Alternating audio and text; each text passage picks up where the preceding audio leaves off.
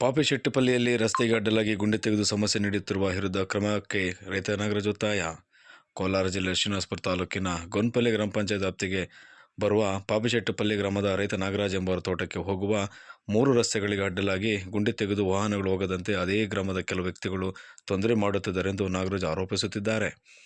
ನಮಗೆ 3 ಎಕರೆ 28 ಗುಂಟೆ ಜಮೀನು ಇದ್ದು ವ್ಯವಸಾಯದ ಜೊತೆಗೆ ಸರಕು ಸಾಗಾಣಿಕೆ ವಾಹನಗಳನ್ನು ಹಾಗೂ ಟ್ರ್ಯಾಕ್ಟರ್ಗಳನ್ನಿಟ್ಟುಕೊಂಡು ಜೀವನ ಸಾಗುತ್ತಿದ್ದೇವೆ. ನಮ್ಮ ಹೇಳಿಕೆ ಸಹಿಸಲಾಗದೆ ನಮ್ಮದೇ ಗ್ರಾಮದ ಕೆಲ ವ್ಯಕ್ತಿಗಳು ಪದೇ ಪದೇ ನಮ್ಮ ಮೇಲೆ ಗಲಾಟೆ ಮಾಡಿ ನಮಗೆ ತೊಂದರೆ ಮಾಡುತ್ತಿದ್ದಾರೆ. ರಸ್ತೆ ಸಮಸ್ಯೆ ಹೆಸರು ಹೇಳಿ ಪದೇ ಪದೇ ತೊಂದರೆ ಮಾಡುತ್ತಿದ್ದು ನಮ್ಮ ವಾಹನಗಳು ತೋಟದ ಕಡೆಗೆ ಹೋಗದಂತೆ ನಮ್ಮ ತೋಟಕ್ಕೆ ಸಂಪರ್ಕ ಕಲಿಸುವ 3 ರಸ್ತೆಗಳಲ್ಲಿ ಗುಂಡಿ ತೆಗೆದಿದ್ದಾರೆ. ಕಳೆದ 2 ದಿನಗಳಿಂದ ವಾಹನಗಳು ನಿಂತಲ್ಲೇ ನಿಂತಿವೆ. ತುಂಬ ತೊಂದರೆ ಆಗುತ್ತಿದೆ. ರಸ್ತೆಯಲ್ಲಿ ಗುಂಡಿ ತೆಗೆದು ನಮಗೆ ತೊಂದರೆ ಮಾಡುತ್ತಿರುವ ವಿರುದ್ಧ ಕಾನೂನು ರೀತಿಯ ಕ್ರಮ ಕೈಗೊಳ್ಳಬೇಕು. ಕೂಡಲೇ ಸಂಬಂಧಪಟ್ಟ ಅಧಿಕಾರಿಗಳು ಇತ್ತ ಗಮನ ಹರಿಸಿ ನಮಗೆ ನ್ಯಾಯ ದೊರಕಿಸಿಕೊಡಬೇಕೆಂದು ರೈತ ನಾಗರಾಜ್ ಹಾಗೂ ಅವರ ಮಗ ಮಂಜುನಾಥ್ ಮನವಿ ಮಾಡುತ್ತಿದ್ದಾರೆ. ಇನ್ನಾದರೂ ಸಂಬಂಧಪಟ್ಟ ಇಲಾಖೆಗಳು ಯಾವ ರೀತಿ ಕ್ರಮ ಕೈಗೊಳ್ಳುತ್ತಾರೆ ಎಂಬುದನ್ನು ಕಾದು ನೋಡಬೇಕಾಗಿದೆ. నా పేరు నాగరాజ యగపాపిశెట్టిపల్లి. నాకు ఈ జమీను 3 ఎకరాల 26 గుంటల జమీన్ నాకు రిజిస్టర్ అయింది. ఈ జమీన్కి మా అన్న కండక్టర్ అనేట్ల వాడు వీళ్ళతో పక్కలేటలతో ఎగేసి ఇವರು ఒడ్ల వెంకటరమణ బీరప్ప రాజప్ప ఈ ఎవంటి మల్రెడ్డి వెంకటరెడ్డి ఈ లక్ష్మరెడ్డి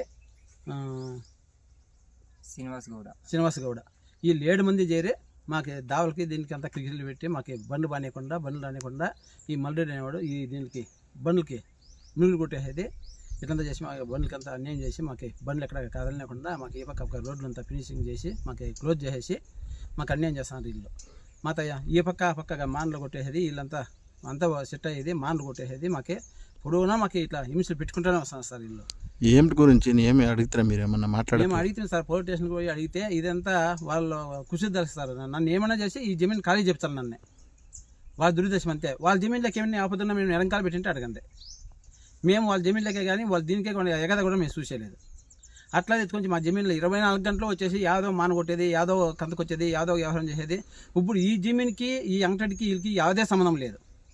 ఈ మల్లుడికి వీళ్ళకి ఎవరికే కూడా యావదే సంబంధం లేదు. నేను కరెంటు లైన్లు కూడా కనీసం 5 ఏళ్ళ కాలం నా కరెంటు లైన్లు కూడా వాళ్ళ జమీన్లో రానికుండా అంతా బంద్ చేసి మళ్ళీ మేము సుట్లు వేసుకొని ఇట్లా వేసుకున్నాం కరెంట్లో. మాకు 5 ఏళ్ళు వీళ్ళు పంటలు పెట్టినా కూడా చాలా అన్యాయం చేశాను సార్ వీళ్ళు. ఈ విచారణ గురించి కంప్లైంట్ ఏమైనా ఇచ్చినారు? మేము కంప్లీట్ ఇచ్చినామా? అప్పుడు కంప్లీట్ వచ్చి పోలీసులు వచ్చి ఏమంటే నువ్వు ఒక్కరిగా అంతా నీదే తప్పులు అంటారు. కానీ పోలీసులు వచ్చి వాళ్ళతో ఏమి నీ డాక్యుమెంట్లు ఉన్నాయా లేదా నీకు డాక్యుమెంట్లు ఉన్నాయా చెప్పి డాక్యుమెంట్లు ఉన్నాయా లేవని ఇన్క్వైరీ చేసేవాడు ఒకడు కూడా లేదు పోలీసు వల్ల. నేను స్టేషన్లో పోయేలోగా ఉగ్రగా నువ్వు ఉగ్రగా వేయనేది నన్నే ఇది చేస్తారు, వాళ్ళు నెగ్లెక్ట్ చేస్తారు ಸರ್. ಅದಂತ ರೆಕಮೆಂಡ್ ಅಲ್ಲಿ ತೊಂದರೆ ಕೊಡೋದು, ಗಾಡಿಗಳು ಹೋಗುವಾಗ ನಮ್ಮ ಮೇಲಕ್ಕೆ ಗಾಡಿಗಳು ಬರ್ತಾರೆ ಸರ್. ಅವರು ಹೋದರೆ ನಾವು ನಮ್ಮಲ್ಲಿ ಅವ್ರ ಗಾಡಿಗಳು ಬರೋದು, ಅವರೇ ನಮ್ಮ ಮೇಲೆ ಕಂಪ್ಲೇಂಟ್ ಕೊಡೋದು, ನಮ್ಮ ಮೇಲೆ ಗಾಡಿ ಓಡಿಸ್ತವ್ರೆ ಅಂತ. ಮತ್ತು ಇಲ್ಲಿ ಪಕ್ಕದಲ್ಲಿ ತೊಂದರೆ ಕೊಡ್ತವ್ರೆ. ಏನು ತೊಂದರೆ ಕೊಡ್ತವ್ರೆ? ಈ ಜಮೀನು ಪಕ್ಕದಲ್ಲಿ ತೊಂದರೆ ಕೊಡ್ತವ್ರೆ. ಕೋರ್ಟ್ಗೆ ಹೋಗಿದೆ ಸರ್. ಕೋರ್ಟ್ಗೆ ಹೋಗಿ ಅಲ್ಲಿ ಸ್ಟೇ ಆರ್ಡ್ರದ್ದು ಹೊಡೆದ್ಬಿಟ್ಟು ಅದು ಅರೆಸ್ಟ್ ವಾರೆಂಟು ಆಗಿತ್ತು. ಈ ಪೊಲೀಸವರು ಏನೂ ಸ್ಪಂದನೆ ತಗೊಂಡಿಲ್ಲ ಅದರಲ್ಲಿ. ಅದು ಇವಾಗ ಸಮಸ್ಯೆ ಏನಾಗಿದೆ ನಿಮಗೆ? ಇವಾಗ ಸಮಸ್ಯೆ ದಾರಿ ಸಮಸ್ಯೆ. ಇವಾಗಲೂ ನಾವು ಆ ಜಮೀನವ್ರು ನಾವು ಮಾತಾಡ್ಕೊತಾ ಇದ್ದೀವಿ. ನಾವು ಇಷ್ಟು ಮಾತ್ರ ಮಾಡಿದ್ದೀವಿ. ಅವ್ರಿಗೆ ಹೋಗ್ಬೇಡಕ್ಕೆ ನಾವು ತೊಂದರೆ ಕೊಟ್ಟಿಲ್ಲ. ಆದರೆ ಅವರು ಆ ಲಾಸ್ಟಲ್ಲಿ ಲಾಸ್ಟಲ್ಲಿ ಗುಣಿ ತೆಗೆದುಬಿಟ್ಟು ಅವ್ರು ನಮ್ಗೆ ತೊಂದರೆ ಕೊಡ್ತಾವ್ರು ಸರ್. ಯಾವ ಕಡೆ ಎಷ್ಟು ದಾರಿ ಇದೆ ನಿಮ್ಮ ತೋಟಕ್ಕೆ ಬರೋದಕ್ಕೆ? 2 ದಾರಿ, 3 ದಾರಿ. ಗುಡ್ಪಾಳ್ಯ, ಪಾಪಿಶೆಟ್ಟಿಪಲ್ಲಿ, ನೀಲಪಲ್ಲಿ. ಏನು ಮಾಡಿದ್ದಾರೆ 3 ದಾರಿಗಳಿಗೆ? ತಂತಿಗಳು ಹೊಡೆದಿದ್ದಾರೆ ಸರ್. ಈಗ ತಮ್ಮ ಈ ವಿಚಾರವಾಗಿ ಏನೋ ಕಂಪ್ಲೇಂಟ್ ಏನಾದರೂ ಕೊಟ್ರಾ? ಕಂಪ್ಲೇಂಟ್ ಕೊಟ್ಟರು ತಪ್ಪಲಿಲ್ಲ ಸರ್. ಅವರು ಕೇರ್ ಮಾಡಲಿಲ್ಲ ಸರ್. ಕಂಪ್ಲೇಂಟ್ ಕೊಟ್ಟರೆ ಕೇರ್ ಮಾಡಲ್ಲ ಪೊಲೀಸವರು. ಯಾವ ಸ್ಟೇಷನ್ನು? ಗೋನ್ಪಲ್ಲಿ ಸ್ಟೇಷನ್. ಏನು ಹೇಳ್ತಾರೆ ಪೊಲೀಸವರು? ಹೇಳಿದ್ರೆ ಅವ್ರ ಹತ್ರನೇ ದುಡ್ಡು ತಗೊಳ್ತಾರೆ, ನಮಗೆ ಮೋಸ ಮಾಡ್ತಾರೆ. ನಮಗೆ ಬಾ ಅಂತ ಹೇಳ್ತಾರೆ, ಸಾಯಂಕಾಲ ಕರೆಸ್ಕೊಂಡು ನಮಗೆ ಏನು ವಿಚಾರ ಕೊಡೋದಿಲ್ಲ, ಇದು ಏನಿಲ್ಲ. ಅದಕ್ಕೆ ಕಂಪ್ಲೀಟ್ ಕೊಟ್ಟರು ಸೈನು ಸೀಲೆ ಹಾಕು ಅಂದರೆ ಹಾಕ್ಕೊಡಲ್ಲ ಅಂತ ಸರ್ ಅವರು.